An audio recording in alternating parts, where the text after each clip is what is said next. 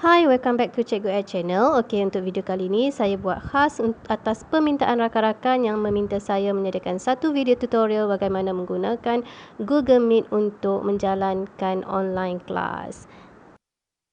Dalam video ni saya nak tunjukkan macam mana cikgu tak perlu nak create link banyak-banyak kali. Setiap kali kelas nak kena buat link, tak perlu. Jadi saya nak tunjukkan macam mana sekali sahaja cikgu sediakan link dan kemudian dia boleh guna untuk kelas-kelas cikgu yang akan datang. Okey, langkah pertama ialah cikgu pergi dekat bahagian apps ni yang ada 9 petak kecil-kecil ni. Okey, cikgu klik dan cikgu pilih Google Calendar. Okey, kat sini cikgu klik ya. Okey, bila cikgu dah klik dah bahagian Google Calendar tu, okey, akan keluar paparan ni. Dan pastikan cikgu kat sini ni ID D5 cikgu lah, akaun D5 cikgu ataupun ID MOE cikgu. Okey, dari dalam kalender ni akan terpapar lah apa event yang cikgu dah pernah buat. Okey, macam saya dah pernah ada kelas sebelum ni. Contoh pada hari Rabu, saya akan ada kelas dengan tingkatan 5. Jadi di sini dah memang akan ada event untuk kelas saya. Sebelum ni saya dah pernah create satu link untuk Google Meet. Jadi link yang sama ni saja yang saya gunakan untuk kelas tingkatan 5 pada minggu ni, minggu akan datang dan seterusnya. Okey, cikgu tengok saya klik pada minggu depan ya. Okey, kan ada kat situ kan untuk event saya pada kelas yang minggu depannya 10 hari bulan. Okey, dah siap, dah ada dalam Google Calendar dan dia menggunakan link yang sama. Begitu juga untuk minggu-minggu yang seterusnya. Okey, Google Meet tu menggunakan link yang sama. Okey, jom saya tunjukkan macam mana cikgu nak create event ya. Okey, senang sahaja. Katakan cikgu ada kelas pada hari Khamis ini, 4 hari bulan. Jadi cikgu klik pada 4 hari bulan dan cikgu klik pada create. Nah, tanda tambah ni cikgu klik. Dan dia akan tunjukkan paparan ni lah ya cikgu. Jadi cikgu namakanlah nama kelas cikgu tu.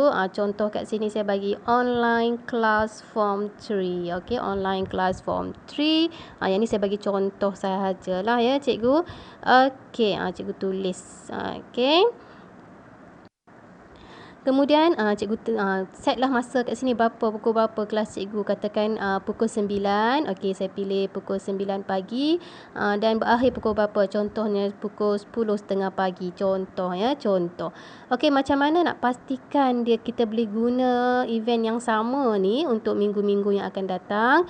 Okey, cikgu klik pada does not repeat ni kan. Okey, klik dekat anak panah tu.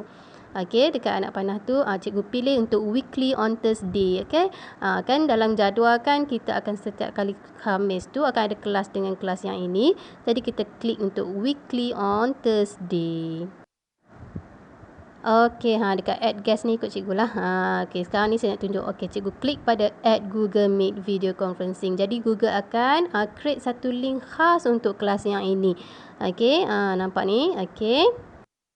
Okey, dah selesai. Dah kita create untuk link Google Meet. Okey, kemudian kita tekan sahaja pada button save. Okey, jadi dah ada event yang untuk kelas cikgu. Setiap hari Khamis akan ada dah dalam Google Calendar cikgu. Okey, kalau cikgu buka pada phone cikgu, kalau cikgu synchronize, cikgu sync dengan Google Calendar yang sama. Jadi dia akan keluar dekat phone ke, dekat tablet cikgu ke. Okey, dia akan keluar event yang ini dalam Google Calendar. Jadi maksudnya kita boleh sahaja klik pada event ni pada hari kejadian kan. Okey, kita klik. Okey, dan tengok nampak ni. Okey, nampak ni ada tanda untuk copy. Okey, simbol untuk copy ni. Cikgu klik copy ni dan cikgu boleh share lah link untuk Google Meet ni kepada kelas cikgu. Ikutlah cikgu nak bahagi macam mana kan. Cikgu nak bagi ikut grup Telegram ke, grup WhatsApp ke. Okey. Okey, lepas tu pangkah sajalah. Okey, katakan cikgu nak masukkan dalam Telegram. Dalam contoh ni saya tunjuk saya masukkan dalam saya punya save message lah. Okey, so paste sajalah link Google Meet dalam grup Telegram cikgu. Okey, katakan hari ni adalah cikgu punya kelas untuk kelas yang 4 hari bulan tu lah kan. Okey, so cikgu apa yang cikgu kena buat? Cikgu klik saja pada event tu. Atau sebenarnya cikgu boleh sahaja klik pada link yang cikgu dah share dalam grup Telegram. Okey, yang ni video ni saya tunjuk macam mana melalui Google Calendar. Jadi apa yang cikgu perlu buat? Cikgu klik sahaja pada event tersebut ya. Okey, cikgu klik, dia akan keluarlah paparan yang ini. Cikgu kliklah pada join in Google Meet. Jadi dia akan buka satu tab yang baru, bawa cikgu ke Google Meet cikgu. Okey, jadi kat sini cikgu test lah mic cikgu berfungsi ataupun tidak, kamera cikgu okey ke tidak. Okey, waktu ni cikgu buat setting. Okey, ini nampak ya. Okey, maksudnya mic berfungsi. Okey, berfungsi dengan baik. Okey. Okey, baiklah, mic berfungsi dengan baik. Okey, kat sini ni kalau cikgu tak nak muka cikgu keluar, tak nak, okey, jadi cikgu klik sajalah dekat butang kamera tu kan. Okey, tak ada lah gambar cikgu. Okey, kemudian cikgu juga boleh kalau nak off mic dulu kan, waktu ni baru nak setting kan.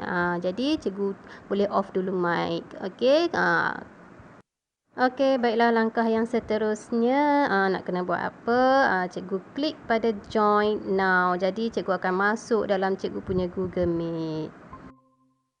Okey, baiklah dah siap dah tu. Okey, cikgu dah ada dah satu kata bilik darjah cikgu lah. Cikgu nak jalankan online kelas tu.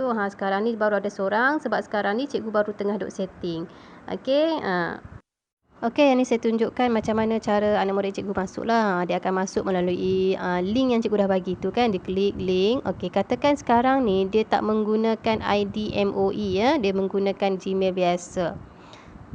Okey, bila pelajar cikgu tak menggunakan ID MOE, dia menggunakan ID biasa, dia perlu ask to join. Okey, dia perlu ask to join. Jadi apa yang cikgu perlu buat adalah cikgu perlu admit dia. Okey. Okey, cuba cikgu tengok bila dia tekan ask to join, apa akan keluar pada paparan cikgu. Okey, saya akan tunjukkan ya. Dia klik pada ask to join ya. Okey, inilah paparan yang akan cikgu dapat. Someone wants to join this call. Okey, jadi apa yang cikgu perlu buat adalah cikgu perlu admit lah pelajar tu masuk. Okey, cikgu klik pada admit. Okey, jadi anak murid cikgu dah masuk pun dah dalam Google Meet cikgu ni ya. Sebab itulah bila saya akan galakkan pelajar-pelajar saya menggunakan ID MOE, sebab kalau dia menggunakan ID MOE, dia hanya tekan link sahaja dan dia boleh terus masuk, dia terus boleh join Google Meet tu. Okey, saya akan tunjukkan macam mana contoh kalau dia menggunakan ID MOE ya. Saya tunjukkan contoh. Okey, katakan inilah pelajar yang kedua nak masuk dalam Google Meet dia. Jadi dia tekan klik pada link, kemudian dia login menggunakan ID MOE ya. Bila dia klik pada ID MOE, okey, tengok apa paparan yang akan terpapar pada dia. Jadi inilah paparan yang akan keluar pada anak murid yang menggunakan ID MOE. Dia akan tekan sahaja button join. Dia tak ada pun ask to join, okey. Jadi dia klik sahaja pada button join. Okey, inilah yang akan terjadi pada paparan cikgu. Nampak tu, Nur Hidayah binti Ilyas, MOE join. Maksudnya dia menggunakan ID MOE, dia terus boleh masuk dalam Google Meet. Okey. Okey, so sekarang ni dah ada 3 orang dalam Google Meet ni. Okey, layout ni cikgu boleh tukar. Caranya cikgu klik pada titik 3 yang kanan ni. Kemudian cikgu tekan pada change layout ya. Cikgu tekan change layout. Okey, untuk layout ni ada beberapa pilihan, ada 4 pilihan iaitu tile, auto, spotlight dan sidebar. Jadi cikgu pilihlah katakan tile ni, so dia akan keluarlah muka anak murid cikgu dan yang ni cikgu boleh adjust ya. Okey, kalau cikgu pilih spotlight, dia akan hanya keluar paparan yang besar apa yang cikgu tengah present ataupun apa yang orang boleh nampak secara keseluruhannya ya. Okey, dan satu lagi adalah layout sidebar. Maksudnya akan ada satu paparan presentation di sebelah kiri itu dan ada senarai nama pelajar yang sedang join dalam Google Meet tu di sebelah kanan ni ya. Okey, tapi kebiasaannya saya akan pilih yang auto lah ya. Dengan layout ni saya akan pilih yang auto. Senang sikit. Okey, baiklah sekarang katakan cikgu dah nak mengajar, cikgu nak gunakan PowerPoint contohnya. So, cikgu klik pada present now. Okey, so cikgu klik pada present now. Ada 2 pilihan, cikgu boleh pilihlah entire screen ataupun cikgu nak buka satu window yang tertentu sahaja. Okey. Jadi cikgu boleh pilihlah setting tu. Dan yang ni bila cikgu dah present, cikgu boleh ubah yang ni boleh ubah yang dia punya bar yang ni, okey, yang perkataan stop presenting ni cikgu boleh ubah ataupun cikgu boleh minimize ya. Okey, so cikgu bolehlah start mengajar menggunakan apa sahaja bahan yang cikgu ada. Contohnya kat sini PowerPoint kan. Okey, jadi cikgu boleh menggunakan PowerPoint untuk mengajar. Dan yang ni ada bar kat sini ni yang untuk stop presenting, cikgu boleh minimize. So dia boleh ubah-ubah juga. Dia boleh ubah-ubah ataupun cikgu boleh saja minimize, so tak akan nampak lah pada paparan pelajar nanti. Ya, sebenarnya kan dalam PowerPoint ni ada yang cikgu boleh guna kat sini ni. Contohnya apa? Okey, cikgu tengok kat bawah ni ada. Cikgu klik yang dekat tanda pensel tu kan. Okey, bila cikgu klik tu dia akan keluarlah laser point. Ni contoh laser point. Cikgu nak tunjukkan supaya budak-budak boleh nampak kan kat mana yang cikgu tengah refer tu kan. Contoh yang ni savings. Savings refer to access money deposited in the safe bla bla bla. Okey. Ya, selain pada tu cikgu boleh juga guna pen. Kat sini boleh pen. Okey, so cikgu boleh tanda lah. Cikgu nak tulis ke, cikgu nak tanda ke. Okey, yang ni guna mouse ni tak apa-apa, nak cantik sikit lah ya. Okey, so mungkin cikgu nak gariskan apa yang cikgu tengah cakap, access money ke money. Cikgu highlightkan kat mana kan, yang mana yang cikgu nak point-point yang cikgu nak highlight tu, ataupun cikgu boleh guna highlighter kat sini. So cikgu highlight kat mana dia punya point-point yang penting ke, ikutlah pada cikgu kan macam mana cikgu nak explain tu kan. Okey, so katakan cikgu dah habis mengajar dah sekarang. Okey, cikgu bolehlah klik pada stop presenting kalau cikgu dah tak nak present, dah tak nak present PowerPoint tu kan. Okey. Baiklah, sekarang saya nak tunjukkan macam mana cara saya menggunakan tab untuk memudahkan sesi PDP saya. Saya tak perlukan PowerPoint, saya hanya menggunakan digital textbook sahaja. Okey, cuba tengok macam mana. Jadi di tab saya ni saya akan buka lah digital textbook. Okey, saya akan paparkan digital textbook. Inilah digital textbook. Okey. Jadi apa yang saya lakukan, saya perlukan satu whiteboard. Okey, untuk saya tulis-tulis. Kan matematik kan perlu tunjukkan jalan pengiraan kan. Jadi saya akan pilih kat sini Samsung Notes.